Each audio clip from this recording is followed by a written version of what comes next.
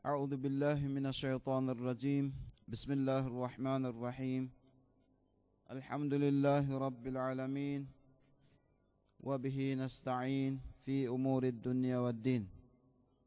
وصلى الله على سيدنا وحبيبنا محمد وعلى آله الطيبين الطاهرين المعصومين، واللعنة الدائمة على أعدائهم وظالميهم من الآن إلى قيام يوم الدين.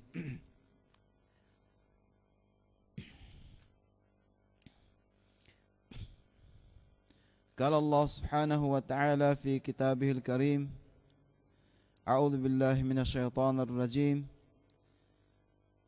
قل لا أسألكم عليه أجرا إلا المودة في القربة.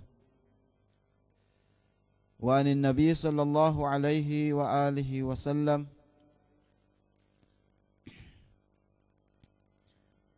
أن أبي برجة قال: قال رسول الله صلى الله عليه وآله وسلم: لا تزول قدم عبد يوم القيامة حتى يسأل عن أربع: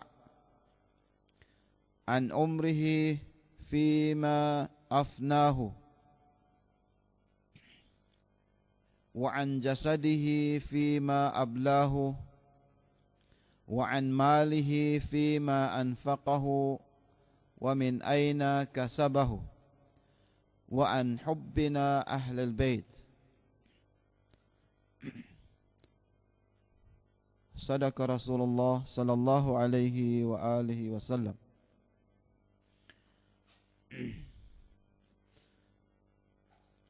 Ang topic natin ngayon ay tungkol sa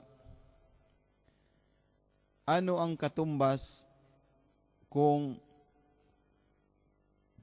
ibibigay nating lubos ang ating pagmamahal sa Rasul sallallahu alaihi wa alihi wasallam at sa kanyang Ahlul Bait.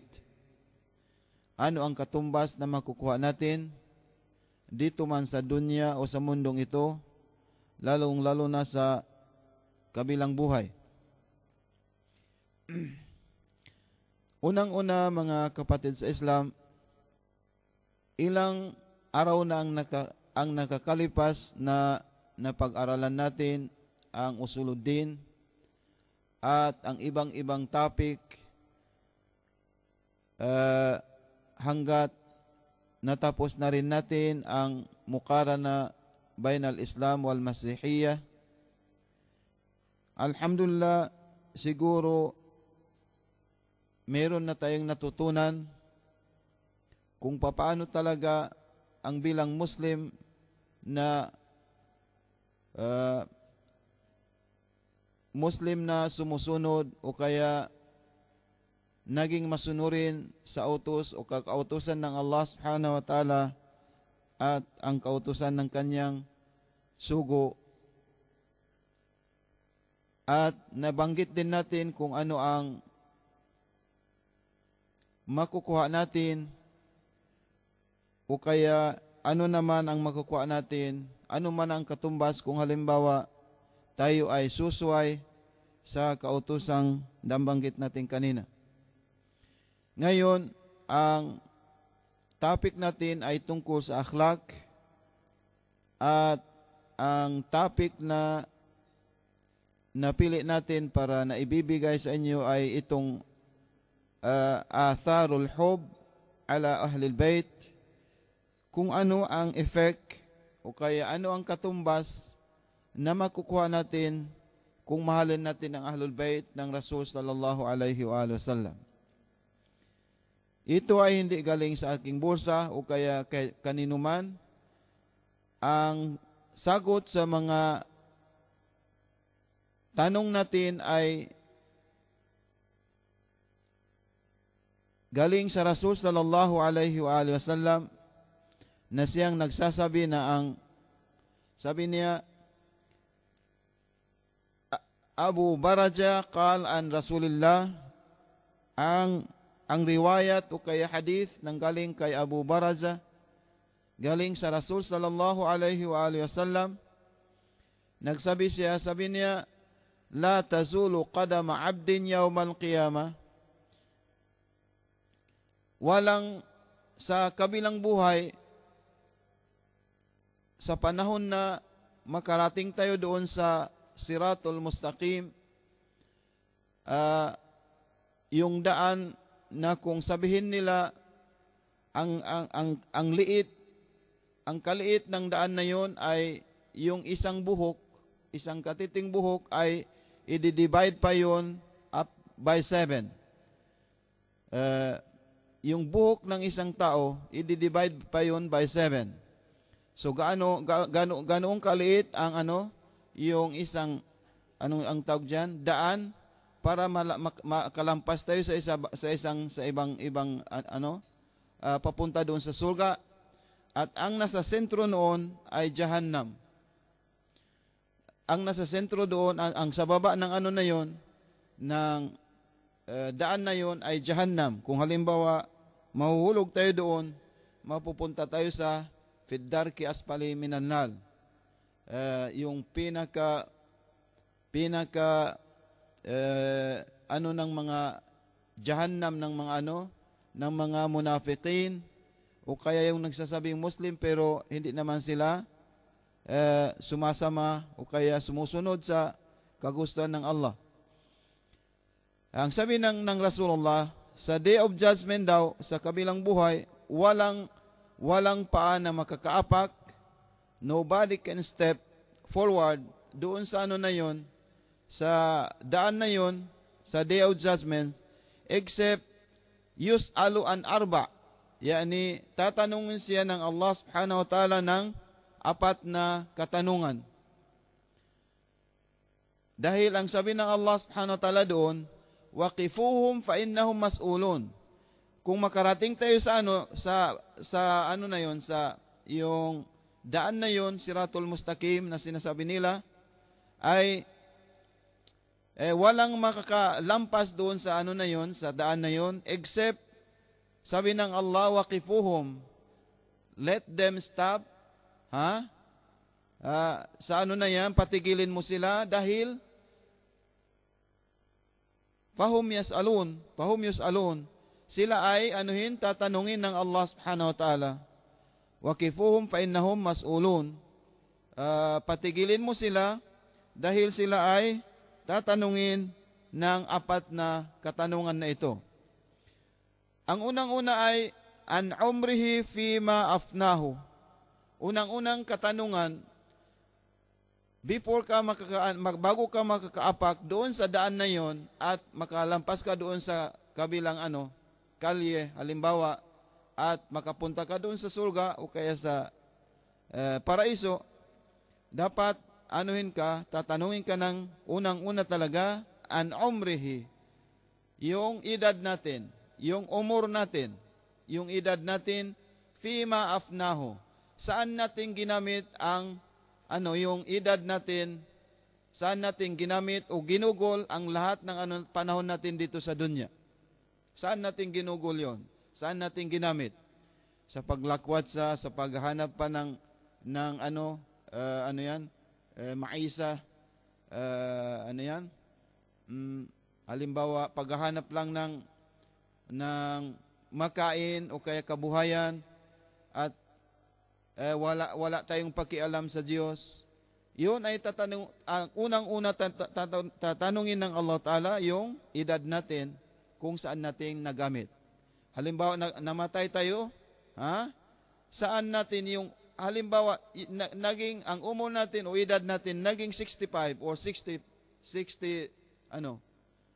yung 60 years old na yun, saan mo ginamit, saan mo ginamit ang 45 years na nagiging nagiging puberty ka, nagiging wajib na sa iyong Islam, nagiging obligatory na sa iyong Islam. Saan mo ginamit yan?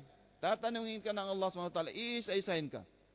In every 24 hours, mayroong doon nakalagay para sa kung ano ang ginawa mo sa 24 hours na yon. At walang makakapagsinungaling dahil, hindi na pipilmitan o kaya walang makakapagsalita kundi yung may izin ang Allah subhanahu wa ta'ala o kaya with the permission of Allah. So wala nang sabi niya, bakit mo ginawa? Dahil ganito. Wala, hindi ka na makakapagsabi ng ganon. Yun ang unang-una na tatanungin ng Allah, yung edad natin, saan natin ginugol, sa panahon nandito tayo sa mundong ito. Ang pangalawa, wa an jasadihi fima ablahu. Sa panahon na nagkasakit tayo halimbawa, ano ang ginawa ng natin, yung jasad natin, yung katawan natin? Samantala halimbawa, lumaki tayo na malakas ang ating katawan. Anong ginawa natin? Anong ginawa natin?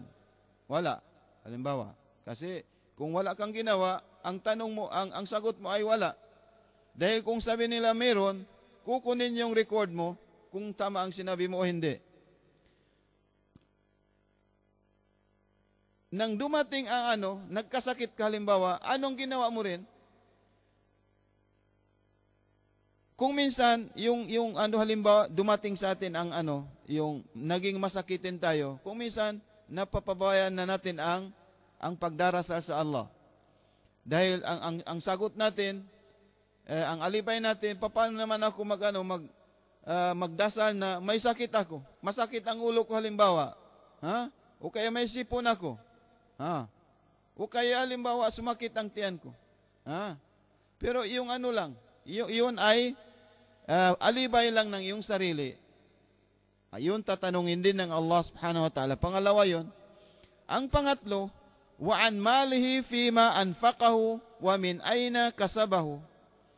Tatanungin din ng Allah subhanahu wa ta'ala sa panahon na binigyan tayo ng Allah ng riziki, yung pera, yung kabuhayan.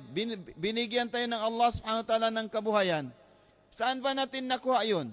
Nakuha natin ba yun dahil sa pagsisikap natin? Galing sa pawis ba natin? O galing saan yung pera na nakuha natin? Naipon natin? At saan natin ginamit? Saan natin? Fima kasabahu wa fima anfaqahu. Saan natin ginamit yung riziki o kaya yung biyaya ng Allah subhanahu wa ta'ala sa atin? Saan natin kinuha at saan natin ginamit yun? Yun ay walang makaka-escape. Tatanungin sa atin ng Allah subhanahu wa ta'ala sa kabilang buhay.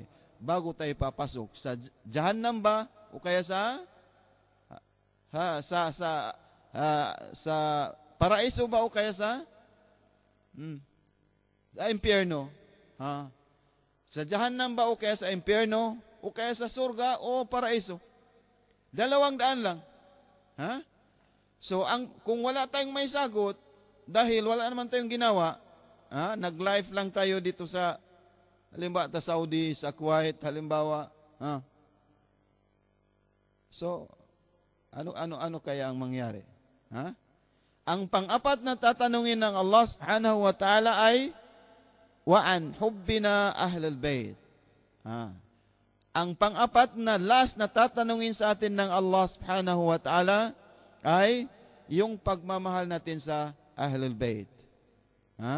Wa an hubbina Ahlul Bayt. Ang last final na katanungan ng Allah subhanahu wa ta'ala ay yung pagmamahal natin sa Ahlul Bayt. Bakit yun? Hindi ba sinabi ng Allah subhanahu wa ta'ala sa suratul Surah, Qul la as'alukum alayhi ajran illa al-mawaddata fil qurba. Sadaqallahul aliyul azim. Hindi ba sinabi ng Allah, Ya Muhammad, sabihin mo ngayon sa mga pamayanan mo, sa mga ummat mo, sa pamayanan mo, ano ang sasabihin ko, Ya Allah? Sabihin mo sa kanila na wala kang hinihintay na katumbas ng iyong pagbibigay ng katuruan sa kanila. Pagbibigay ng patnubay sa kanila.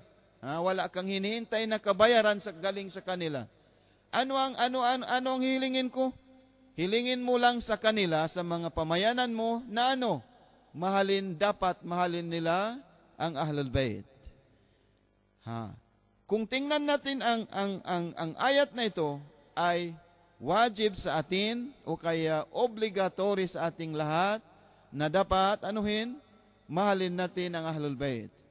Ano ang ibig sabihin ng pagmamahal sa Ahlul Bait? Ha? Ano ang ibig sabihin ng pagmamahal sa Ahlul Bait? Ibig sabihin noon ay gaya ng sinabi ng Allah Subhanahu wa Ta'ala, "In kuntum tuhibbunallah fattabi'uni." Kung totoong talaga ang sinasabi ninyo na minamahal ninyo ang Allah, dapat anuhin, sundin ninyo ang kagustuhan ng Rasulullah. Kautusan ng Rasulullah. Sundin ninyo ang kagustuhan niya at ang kautusan niya. Dahil ang kapalit ng kautusan ng Rasulullah na yun ay yuhibbukumullah. Makukuha ninyo ang pagmamahal din ng Allah Subhanahu wa Ta'ala. Kung makukuha ninyo ang pagmamahal ng Allah Ta'ala, bakit ba yun? Yaghfir lakum dhunubakum. Papatawarin kayo ng Allah Subhanahu wa Ta'ala kahit gaano man kataas o kalaki na ang inyong kasalanan. Yani ang pagmamahal sa Ahlul Bait katumbas ng pagmamahal sa Rasulullah. Ang pagmamahal sa Rasulullah ay katumbas ng pagmamahal sa Allah. Anong ibig sabihin noon? Yung sinabi natin noong sa suratul Nisa ayat 59, sabi ng Allah Ta'ala, "Ati Allah wa atiur Rasul wa ulil amri minkum." Ang ati'u bimakna, ano yun? Sundin ninyo ang kautusan at huwag kayong sumuway. Yun ang sinabi ng Allah Subhanahu wa Ta'ala. Ibig sabihin doon ang hubbu ahlul bait, pagkatapos ng Rasulullah, dapat man ang kagustuhan at katuruan ng ahlul bait, ay yun din ang katuruan ng Allah Ta'ala at yun din ang katuruan ng Rasul sallallahu alaihi wasallam. At walang makaka-escape dito sa na ito, sa mga katanungan na ito, bago sila papasok sa paraiso man o kaya saan? Sa sa impyerno, ang magiging jawajus safar, ang magiging passport nila sabi ng Rasulullah,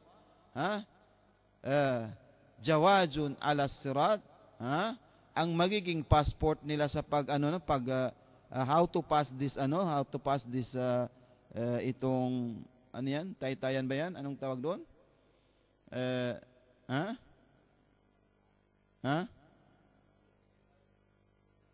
Tulay. Ahsan. Walang makaubor, walang makakalampas sa na yan, sa tulay na yan, except sa yung matanong ka ng yung last, yung katanungan na yung pagmamahal natin sa Ahlul Bait. So yun sinabi ng Rasulullah, hubbu na Ahlul Bait, ang pagmamahal natin sa Ahlul Bait, yun? Zawajun ala sirat. Yan ang magiging passport natin sa tulay na dadaanan natin para makapunta tayo saan? Sa surga o kaya sa sa paraiso insyaallah. Sa Jannatun Naim, yung paraiso na ng Rasul sallallahu alaihi wasallam at ang kanyang mga Shia, insyaallah. So, yun ang apat na katanungan na walang makaka-escape doon sa tulay na dapat dadaanan natin. Kung sino man ang hindi nakapasa sa apat na katanungan na ito, o kaya hindi nakapasa sa last, yung pinakalas, yung pinakalas. Anong pinakalas na yun? Yung hubbu na Ahlul Bait. Yung pagmamahal natin sa Ahlul Bait. Kung hindi nakapasya, ibig sabihin hindi siya nagmamahal sa Ahlul Bait, hindi siya followers ng Ahlul Bait, pero nagdarasal naman siya. Ano kaya ang sagot ng Rasul sallallahu alaihi wasallam dito? Mayroon bang sagot ng Rasulullah? Makinig kayo. Sabi ng Rasul sallallahu alaihi wasallam, Ha? Yung yung the effect of yung epekto ng yung halimbawa susuwayin mo ang ang kautusan ng Ahlul Bait. Ibig sabihin noon, pupunta ka sa ibang daan. Ha? Mayroon bang answer o kaya sagot ang Rasul sallallahu alaihi wasallam? Yung mga taong instead na mahalin nila ang Ahlul Bait, ha? Anong ginawa nila? Pinatay pa nila. Ha? Gaya ng nasabi natin kahapon. Ano ang kasalanan ng isang batang 6 months old? Ha? Ano ang kasalanan nila? Sabi ng Allah Subhanahu wa Ta'ala, فَإِذَا مَوْءُودَةٌ سُئِلَتْ بِأَيِّ ذَنبٍ قُتِلَتْ. Ano bang kasalanan ng Ahlul Bait? Bakit sila pinatay? Bakit inalis yung mga ulo nila, mga 72 followers ng Rasulullah, mga pamilya niya, bakit inalis yung 72 heads na yun? Kasama na ron ang heads ng Rasulullah. At yung 6 months old na anak ng Imam Hussein alayhis salam. Ano bang kasalanan nila? فَإِذَا مَوْءُودَةٌ سُئِلَتْ بِأَيِّ ذَنبٍ قُتِلَتْ. Ano bang kasalanan ng mga tao na ito? Bakit sila pinatay? Dahil gusto nila ang Quran magiging katuruan ng mga tao. Ayaw nilang sumunod except sa Imam Ali alayhis salam. Ano bang katanungan? Ano ba ang dosa nila? Ano bang kasalanan nila? Pero ang mga tao na yon, nagsambayang sila o hindi? Ha? Nagdarasal ba sila? Haji nga ang iba. Ha? Haji. Haji. Ha? Ano ang sinabi ng Allah Subhanahu wa Ta'ala dito? Man katala mu'minan muta'ammidan, ha? Kung sino man ang taong pumatay sa isang mu'min. Isang mu'min, ha? Isang mu'min. Na wala siyang makukuha. It is not for the sake of revenge. Hindi, wala siyang makukuha. Pinatay, gusto niyang patayin. Ha? Ano ang sabi ng Allah? Ha? Fajaja'uhu jahannam. Ha? Ang katumbas niya, ha? Yung jahannam. Impyerno. Khalidan fiha. Hindi siya makakaalis doon sa loob ng impyerno na yan. At sabi ng Allah Subhanahu wa Ta'ala, para ang lahat ng mga sangkatauhan, sambayanan ay pinatay na lahat. Isang mu'min lang, ha? How about kung Imam Hussein ang anak ng Rasulullah o kaya apo ng Rasulullah, anak ng Fatimah az-Zahra? Ha? Ano ba ang sinabi ng iyong sama ng muntik ng ihampas ng na ang dugo ng bata ng Imam Hussein, yung anak ng Imam Hussein sa taas ng langit? Ano ang sabi ng langit? Yabna Rasulullah, huwag mong sa amin kasi hindi namin makakayang tanggapin. Anong ginawa na? Inano na lang niya sa kanyang mukha. Ano ang kasalanan ng mga tao nun? Wala. Ano bang kasalanan natin kung mahalin natin ang Ahlul Bait? Bakit tayo natatakot? Ha? Bakit tayo natatakot kung mahalin natin ang Ahlul Bait? Sino naman ang katakutan natin? Iisa lang ang buhay natin. Ha? Hindi dalawang buhay. Yung mga taong nagagalit o kaya nasusuklam sa Ahlul Bait. Halimbawa, bakit 3 bang buhay nila? Isa lang naman. Ha? Ngayon, ano ang katumbas? Ano kaya ang sagot ng Rasul sallallahu alaihi wasallam? Sabi niya, yung epekto ng mga taong nasusuklam, nagagalit sa Ahlul Bait at nilalait-lait pa nila, hindi lang yun, pinatay pa nila. Ha? Ano ang sagot ng Rasulullah? An Rasulullah sallallahu alaihi wasallam, sabi niya,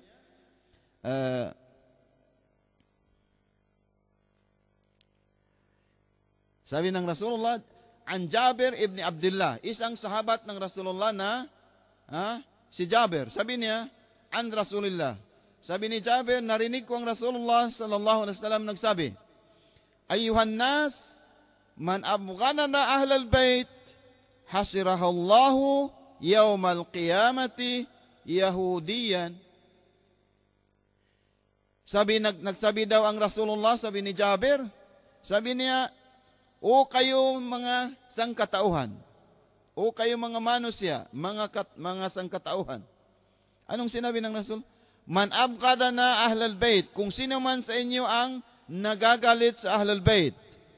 Nagagalit sa ahlul bait. Ha? Ano ang sinabi ng Rasul? Bubuhayin siya ng Allah subhanahu wa ta'ala kasama ang mga Yahudi. Hasirahullahu yawmal qiyamati Yahudiyan. Bubuhayin siya ng Allah subhanahu wa ta'ala sa kabilang buhay na ano? Yahudi. Yahudi. Tapos, pakulto, sabi ni Jabir ibn Abdullah, nagtanong siya, Ya Rasulullah, wa insama wa salla, kahit yung Muslim na yun, ay wa insama, anong sama? Kahit nagpapasting siya, nagpupuasa siya, wa insalla at saka nagdarasal siya 5 times a day? Anong sagot ng Rasulullah? Qala, sabi ng Rasulullah, wa insama wa salla, kahit siya ay nagpupuasa ng 30 days every Ramadan, wasalla, at nagsasambayang siya, nagpipray siya, wa ja'ama annahu muslim, at ang claim niya sa kanyang sarili niya, siya ay Muslim. Yun ang katumbas, yun ang sagot ng Rasulullah sallallahu alaihi wa sallam sa mga tao. Sinabi na nga niya na mahalin ninyo, ihahabilin ko sa inyo ang dalawang bagay na ito. Ahlul Bait, Quranul Karim, hablun mamdudun minas sama'i ilal ard. Iiwanan ko sa inyo ang dalawang pinakamabigat na ito. Ang una-una ay yung Quranul Karim. Ang Quranul Karim yan, hablun mamdudun minas sama. Isa yang hablun, lubid. Lubid na ibinaba ng Allah subhanahu wa ta'ala galing sa langit papunta dito sa mundo. Tapos sabihin niya, pihil huda. Nandiyan sa Quran na yan ang lahat ng katuruan. Nandiyan ang guidance sa loob ng Quran. Isa. Pangalawa, huwag ninyong kalimutan, sundin ninyo ang ko. Wa itrati ahlal baiti, wa ahla baiti. Ang pamilya ko na sino? Mga ahlul bait ko. Bakit? Sabi ng Rasulullah, dahil sa kabilang buhay ay tatanungin ko kayo, kay patakhlipuni fi, kung anong ginawa ninyo sa ahlul bait ko. Bakit kayo lumayo sa ahlul bait ko? Nandiyan sa kanila ang lahat ng teachings, ang wiratha, nakuha nila ang ilmu ko. Ibinigay ko sa kanila. Li'annahum mubayyinun lil Islam. Sila ang mag-explain ng Islam, the real teachings of Islam after me. Anong ginawa ninyo? Tatanungin ko kayo sabi ng Rasulullah. So ito ang sagot ng Rasulullah. Yung mga tao hindi nakinig sa Quran. Yung mga tao hindi lumayo sa Ahlul Bait. Instead, hindi lang lumayo, pinagpapatay pa nila ang Ahlul Bait at saka yung followers ng Ahlul Bait. Ano ang ma-expect mo sa Allah subhanahu wa ta'ala? Wa insama wa salla wa ja'ama annahu muslimun. Kahit na siya nagpupuasa o kaya nagfa-fasting, at nagdarasal, wa ja'ama annahu muslim, at itinuturing niya ang kanyang sarili na Muslim. Pero sabi ng Rasulullah, walang effect yun. Ayun, yun ang last na tatanungin na katanungan ng Allah subhanahu wa ta'ala doon sa tulay na dapat malampasan natin. So, yun ang sabi ng Rasulullah.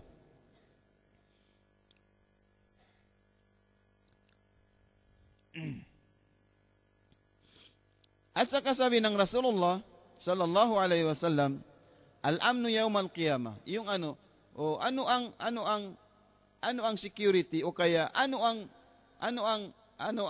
halimbawa katibayan, no? Ano ang katibayan na makukuha natin? Halimbawa, nagmahal na tayo sa Ahlul Bait, ano ang makukuha natin? Sabi ng Rasul sallallahu alaihi wasallam, qal hubbi, ang pagmamahal ninyo sa akin, sa Rasulullah, yani wa hubbu ahla baiti, at ang pagmamahal niyo saan? Sa Ahlul Bait ko. Ulitin ko, an Rasulullah qal hubbi, ang pagmamahal ninyo sa akin, sa Rasulullah, wa hubbu ahla baiti, at ang pagmamahal ninyo sa Ahlul Bait ko, family ko na Ahlul Bait. Anong ibig sabihin nun? Ano ang makukuha namin? Nafi'un fi sab'ati mawatinin. Makakatulong sa inyo at makakabuti sa inyo sa 7 places. Sa 7 iba't ibang lugar. Makakabuti sa inyo at makakatulong sa inyo sa 7 lugar. Anong 7 lugar na yan? Ahwaluhunna azima.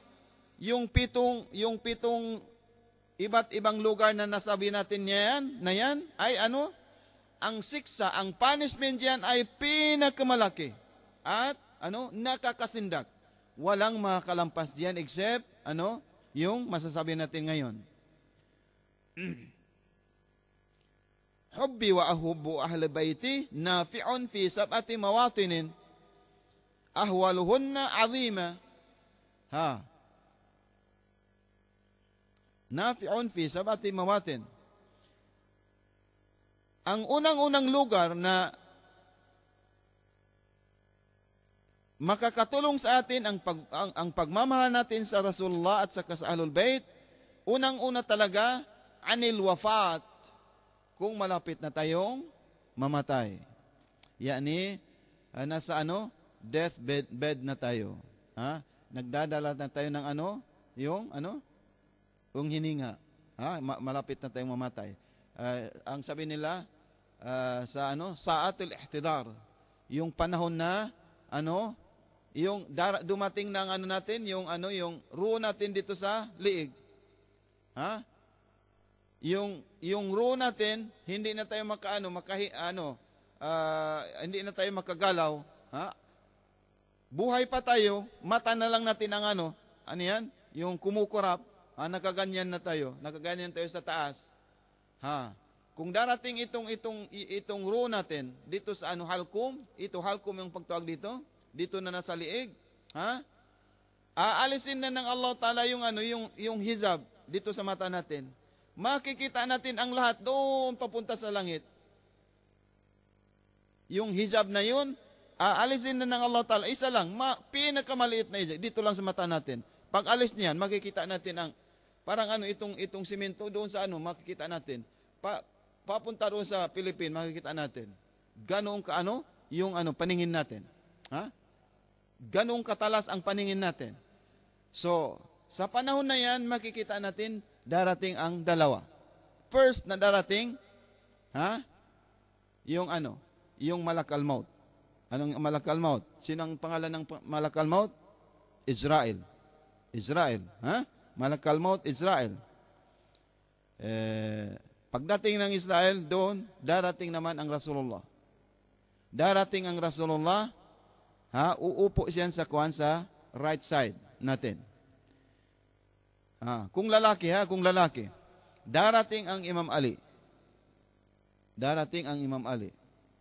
At darating yung wilaya to Ahlul Bait. Yung wilaya, yung guardianship ng Ahlul Bait, makikita mo ngayon. Kung makakatulong ba sa iyo, hindi.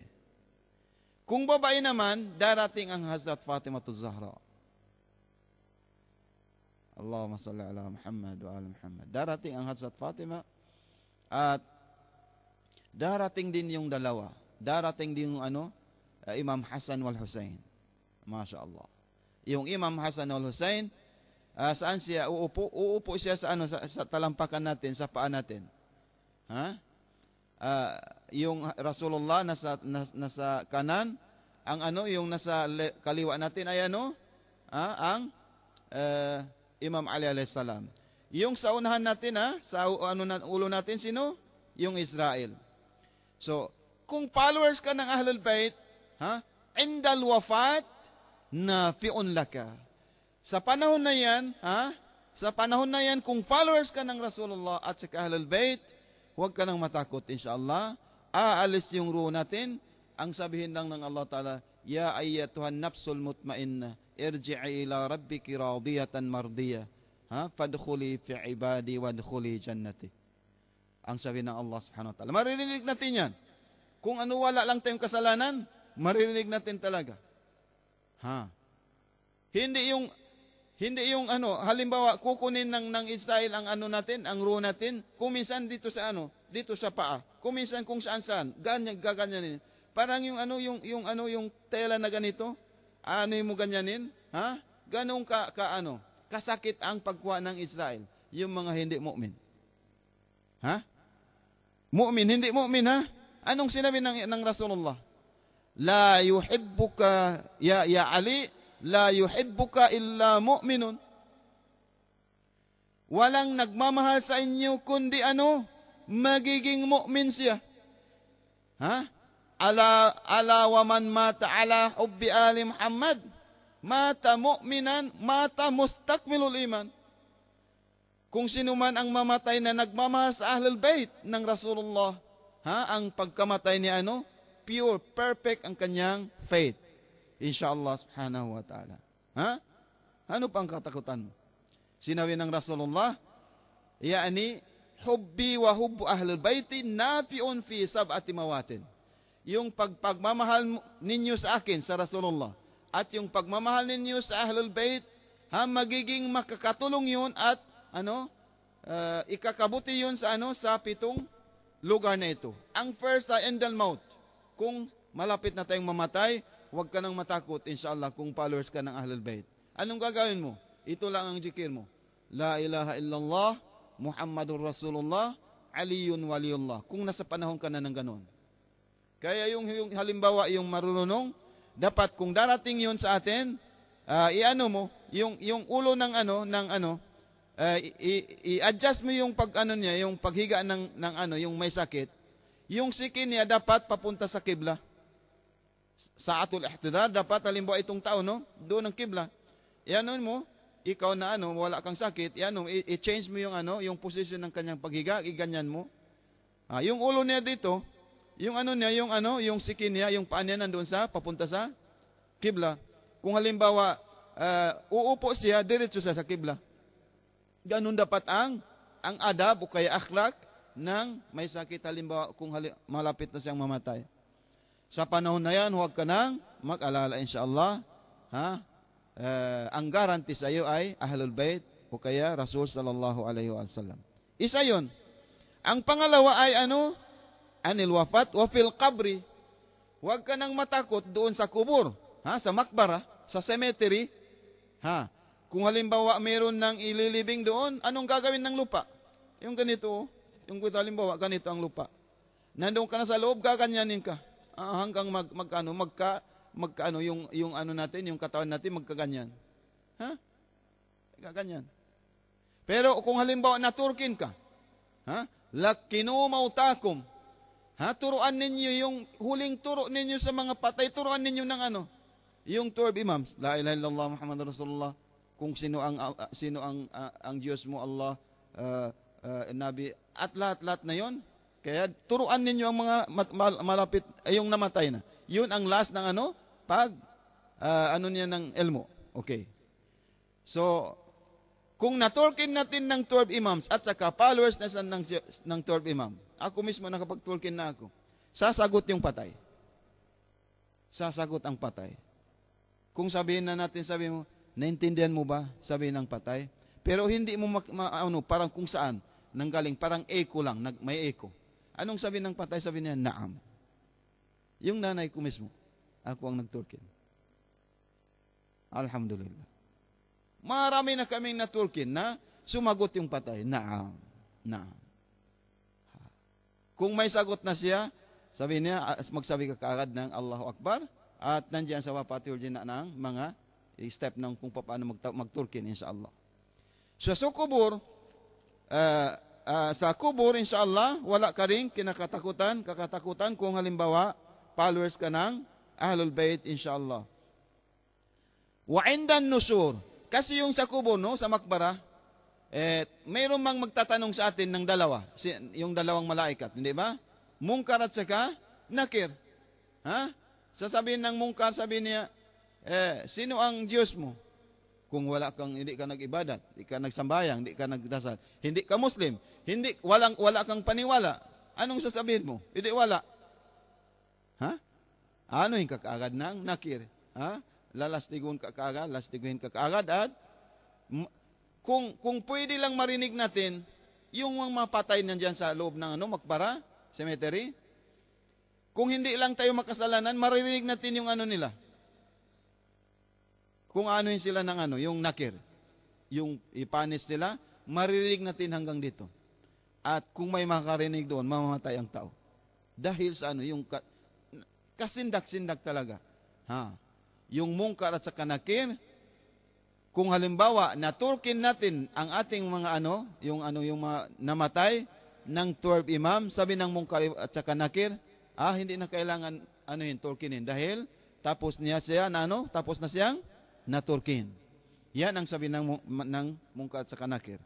Pangalawa yun, ang pangatlo, indan nusur. Wa indan nusur, ito ang ibig sabihin nito ay yung halimbawa, kung darating na yung pag-transfer ng mga tao, galing sa patay, yan ay pagkabuhay muli, no?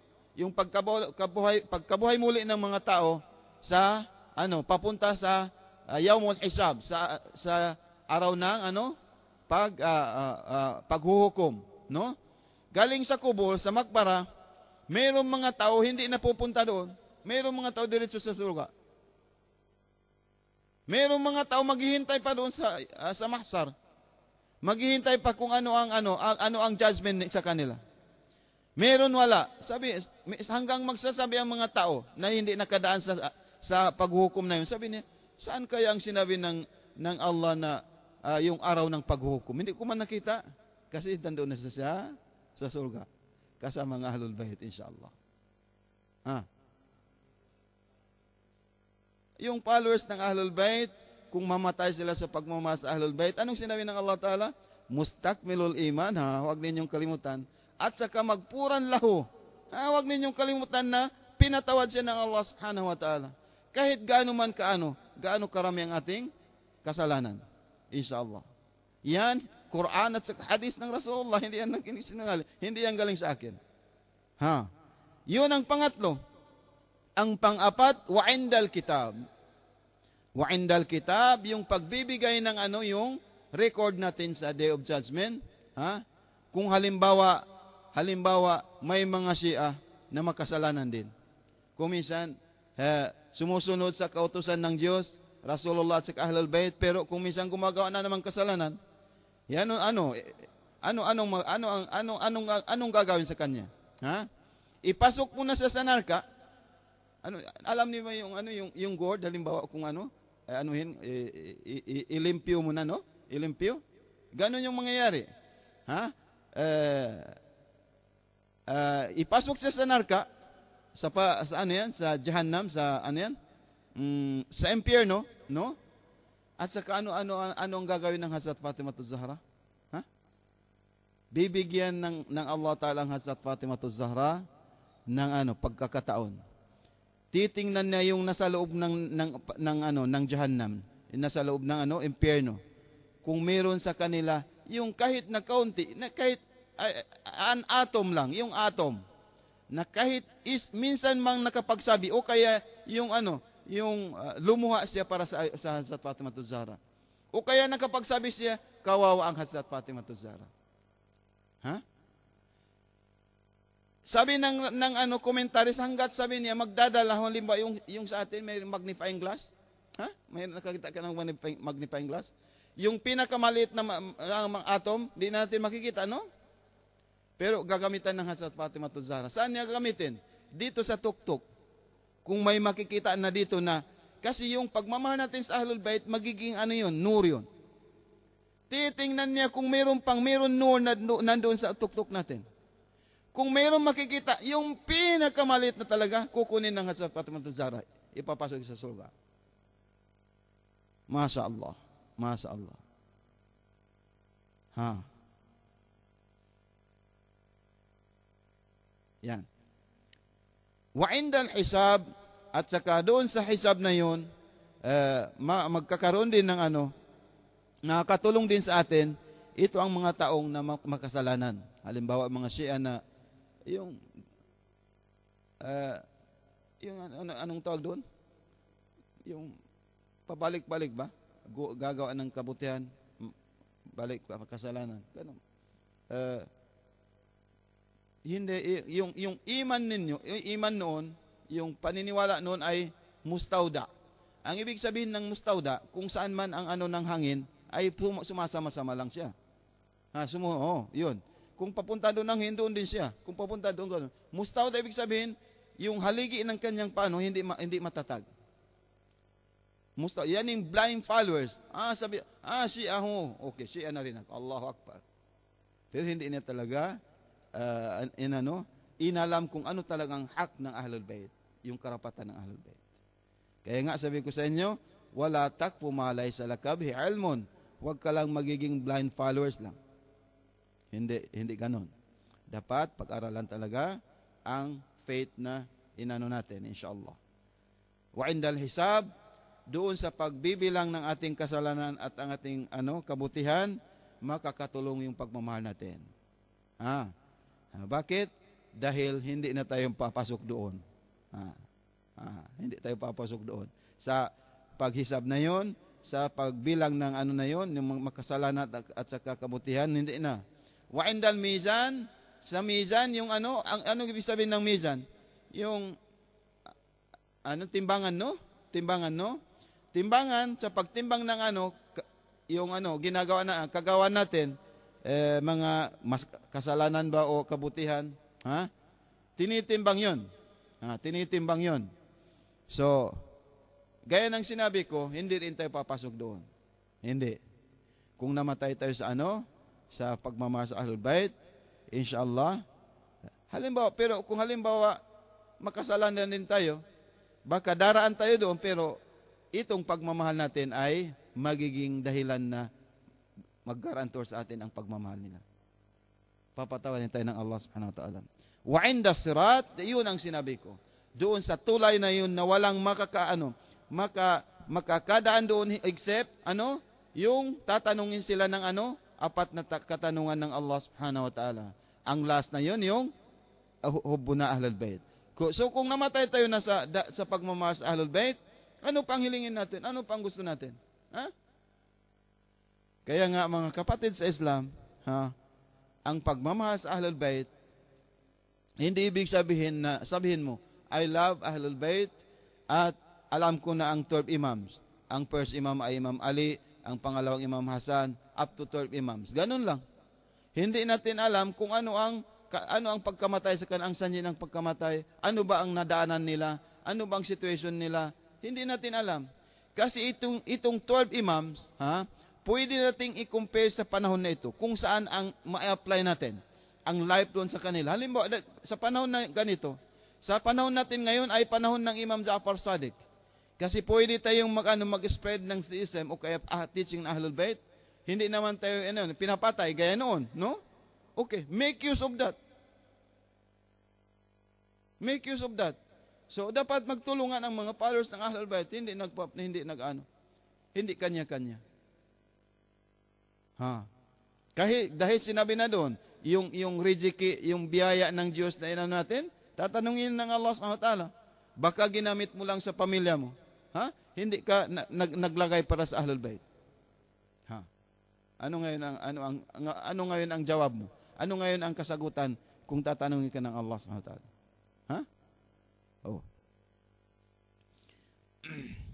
At saka sabi ng Rasul sallallahu alaihi wa sallam, yung pagmamahal natin sa Ahlul Bait, la yuhibbuna abdun wa yatawallana hatta yutahhirallahu qalbahu. Sabi ng Rasulullah, sabi ng Rasulullah sa riwayat ng Imam Bakir alayhi salam, sabi niya, walang magmamahal sa amin na isang tagapaglingkod ng Diyos. Walang magmamahal sa amin, wayatawallana, at saka yung mga tagapaglingkod ng Diyos na yun ay sasama sa amin, hatta yutahhirallah kalbahu. Hanggat ipipurify ng Allah subhanahu wa ta'ala ang kanyang yung puso. Inshallah, yung munafik sa loob ng natin, yung kasamaan sa loob ng natin, puso natin, ay tatanggalin yun ng pagmamahal ng Ahlul Bayt. Inshallah subhanahu wa ta'ala. Subalit, yung mga taong halimbawa na mga taong wala silang ginawa, hindi pa sila nagmahal, hindi pa sila nagmahal sa Ahlul Bayt, pinatay pa nila ang Ahlul Bayt, o kaya ngayon, halimbawa ngayon, hindi naman sila nag-against, pero hindi sila sumama sa Ahlul Bayt. Ganon din yun. Ibig sabihin ng halimbawa, sabihin mo, hindi naman ako nagalit sa Ahlul Bayt. Alam ko, mahal namin ang Ahlul Bayt, pero hindi ka sumama sa kanila. Paano mo sabihin mahal mo ang Ahlul Bayt? Yung kagagawan mo ay khilapo? Khilaf, yung opposite sa ginagawa ng Ahlul Bayt. Bakit? Ano bang ginagawa ng Ahlul Bayt? Ang ginagawa ng Ahlul Bayt, yung pure katuruan ng Islam, pure katuruan ng Quran, na walang mix. Walang mix na galing sa mga, halimbawa, mahal ko si Jaid, okay, mahal ko ang Imam Ali, pero mahal ko rin naman ang kaaway niya. Hindi yun pwede. Hindi yung pwede sa isang puso na dalawa ang mamahalin mo. Hindi yung pwede. Pwede ba yun? Hindi. Hindi yung pwede. So, yung kasi mayroon na ako mismo ang nakasagupa na gano'n. Sabi niya, Ustaz, hindi naman kami nagagalit sa Ahlul Bayt. Pero ang prayer namin ganito. Kasi ito na ang namulatan ng aming mga mata. Kasi parang kaya ngayon lang nalaman namin yan, narinig namin. Ayan, parang bago, no? Ibig sabihin, bago ang Quran. Bago ang Quran. So, ano ang sasabihin ng Rasul sallallahu alaihi wasallam? Para ka ring nag-against sa Ahlul Bayt. Para ka ring nag-against sa Allah subhanahu wa ta'ala, sa Rasulullah. So, ang mga taong nag-against sa Rasulullah at sa Ahlul Bayt, anong mangyari sa kanila? Haram sa kanila ang paraiso. Haram sa kanila ang paraiso. Galing ba yan sa akin o galing saan? Basahin ko sa inyo ang sinabi ng Rasulullah. Sabi niya, al-jannatu muharramatun ala man zalamahum. Ang sulga daw, ang paraiso ay haram, forbidden sa mga taong gumawa sila ng injustices sa Ahlul Bayt. Anong injustice sa Ahlul Bayt sa Tagalog? Yung gumawa sila ng zalim, hindi makatarungan sa Ahlul Bayt. Yung gumawa sila ng hindi makatarungan. Hindi lang yun, pinatay pa nila. Kinuha pa nila ang karapatan ng Ahlul Bayt. Ano ang sabi ng Rasulullah? Ang Rasulullah sallallahu alaihi wasallam qal, hurrimatul jannah, hurrimatil jannah ala man zalama ahla baiti. Sabi niya, haram ang sulga, ang paraiso. Alam niyo yung haram, no?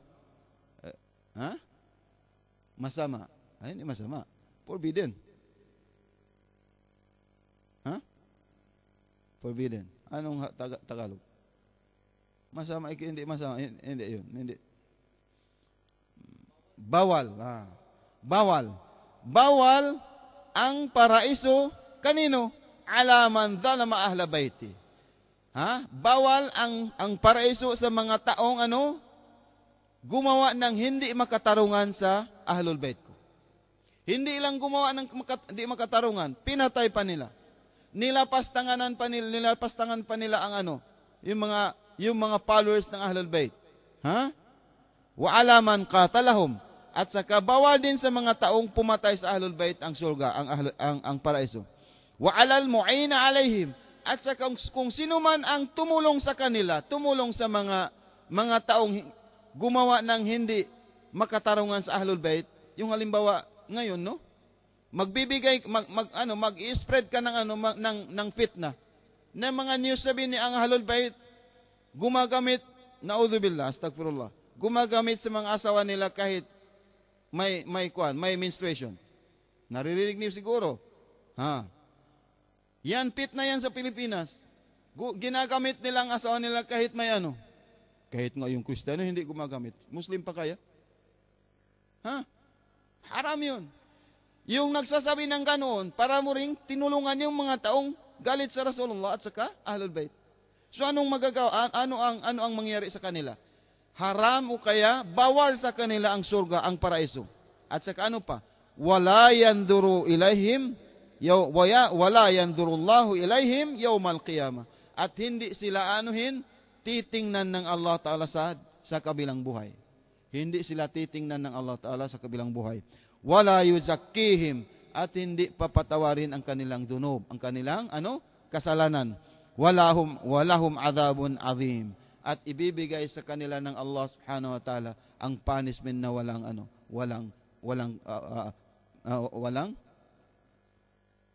walang katapusan.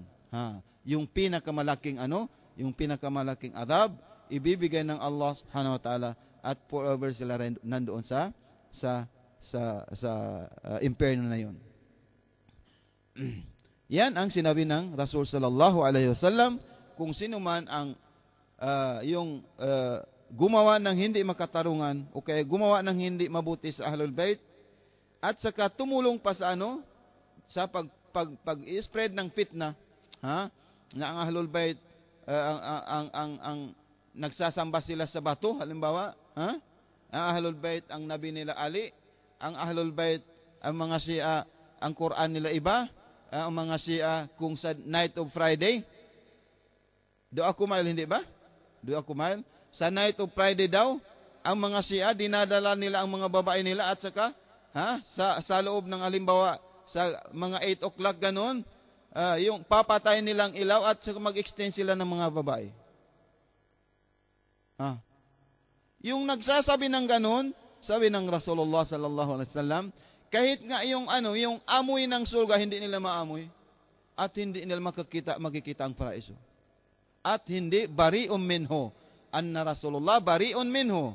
At saka ang Rasul sallallahu alaihi wasallam ay bahala na, hindi nila makikita ang Rasul sallallahu alaihi wa alihi wasallam. So yan ang sinabi ng Rasul sallallahu alaihi wasallam, at saka ang Quran, ang sinabi ng Allah Ta'ala sa Surah Ali Imran, makikita ninyo page o kaya verse 77. Tingnan ninyo verse 77 sa Surah Ali Imran. Wassalamu alaikum walhamdulillahi rabbil alamin. Wassalamu alaikum warahmatullahi wabarakatuh.